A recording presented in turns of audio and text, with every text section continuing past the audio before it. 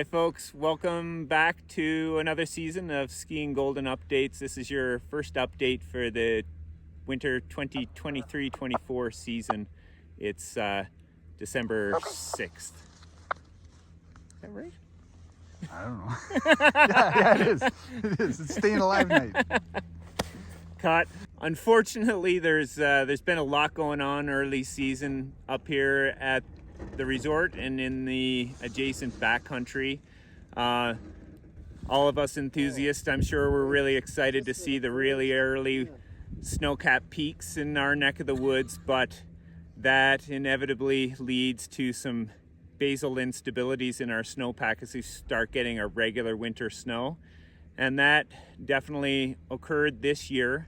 So in late October we had our first significant layer buried, which is our October basal weakness. It's a crust layer.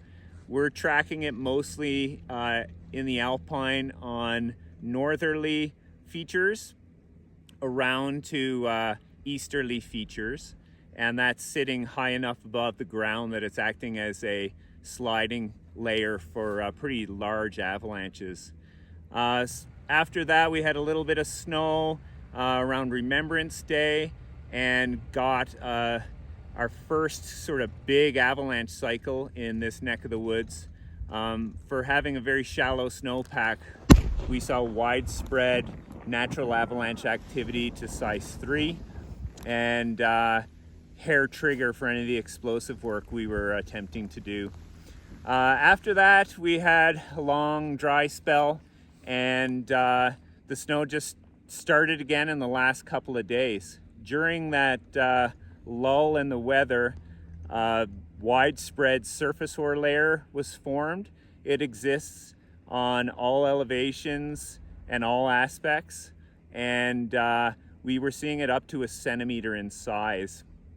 And just yesterday, as the snow was falling with mild temps, we saw another widespread natural avalanche cycle initiating in the storm snow, failing on that surface hoar layer, and in some areas it was failing on a reloaded bed surface from that late October layer.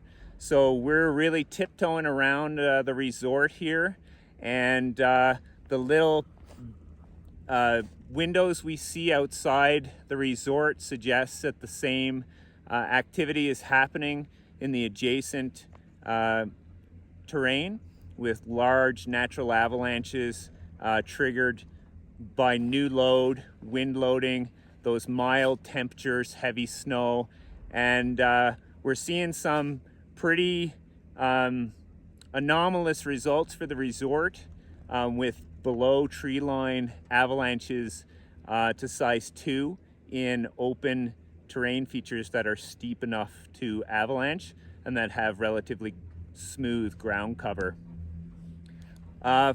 In the next couple of days here, the weather that we're seeing is supposed to taper off. The sun is supposed to come back out. This last bit of snow is, at least in the Alpine, is dry and light, and it's beautiful to move around in, but it's critical that everybody stays savvy to the fact that what's beneath that is very dangerous and likely will stay that way for a long period of time here this winter. So if you do venture out once the resort opens, or you start moving around in the Purcell range, I'd be very, very cautious about your terrain choices and choose very gentle, conservative terrain to gather a lot of information before you make any sort of more aggressive decisions. As I mentioned before, we're really happy to be back for another season.